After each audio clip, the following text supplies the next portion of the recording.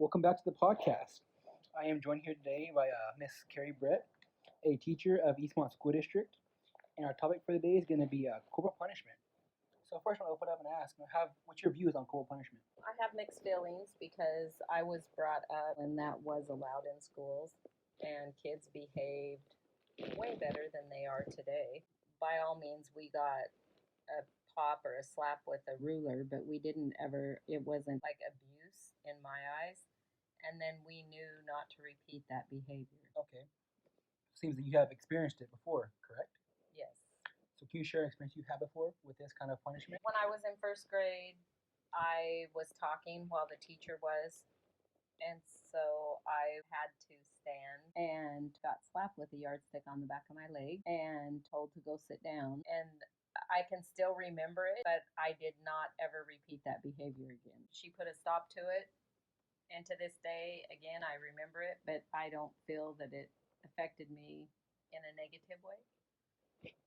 So you've been a teacher. Do you feel like this type of punishment should be brought back into schools, or they should stay out and find a more different approach and less violent way to discipline the children? I think because we have changed so much in our society that I see what they're saying about negative, how this could cause kids to have problems if they're disciplined in that way. However, I feel that kids' behavior in the classroom, I don't feel that it's being handled in a way where kids know that they need to stop or there is a consequence. We have kids that tell teachers, to F off. I've been lucky enough not to be one of those yet, but I feel that the kids go out of class, they get talked to, they come back, and all the other kids see that, oh, they didn't get in that much trouble. And yes, we have our kids that wouldn't even try it no matter what someone else did. But I still feel that we have to come up with some kind of a system where children do not want to do the things that they're doing today. So you've seen firsthand this kind of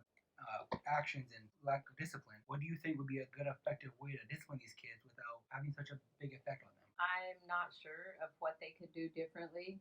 I don't feel like parents are being held accountable for their kids' behavior in class. When they are called in on a problem, it always seems to reflect back onto a teacher. In today's kind of schools, do you disagree with the way they do disciplining? Think it's not effective? No, I don't think that our schools communicate well enough with our parents to let them know happens, and you bring the parents in and you start saying, well, they did this and this and this. They should be contacted immediately. We do have parents that would get angry. You're constantly calling and it's all negative. And we've started positive phone calls too, saying, thank you so much for what you do at home because your child has been excellent to have in class, really have enjoyed them.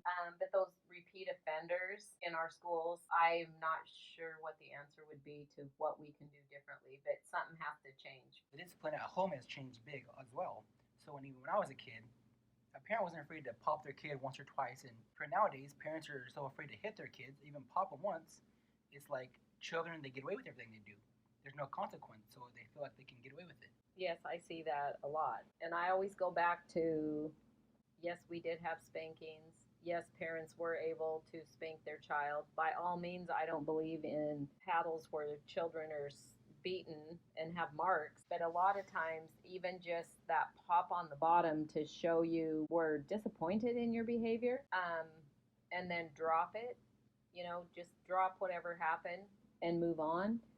Nowadays, parents can be arrested if they do discipline, and it doesn't even have to be that they've left marks on their child. If it goes to school and says, my parents whipped me last night and it hurt so bad and I've got marks. As teachers, we have to report that, and children can be taken out of homes. And a lot of times these are very nice families that would never abuse their children. So you think then if we bring this kind of parenting back into our society, things would make a big change, or do you think it's going to be the same how it is now with children being so violent? Yes, children are being brought up in homes where, they don't see that it's actually something that's wrong. They witness it at home every night. I don't know if they could look back and say, oh, when this was allowed and there was a consequence, kids didn't act the way they do today. And so I have mixed feelings on it. I myself would not ever be able to paddle a child. A whack, that's not a good feeling.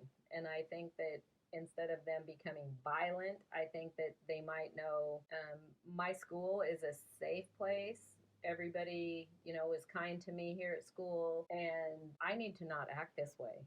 That's not ever going to happen. Okay, perfect. Well, thank you again for sitting down with me, and I appreciate you giving me the time. Thank you.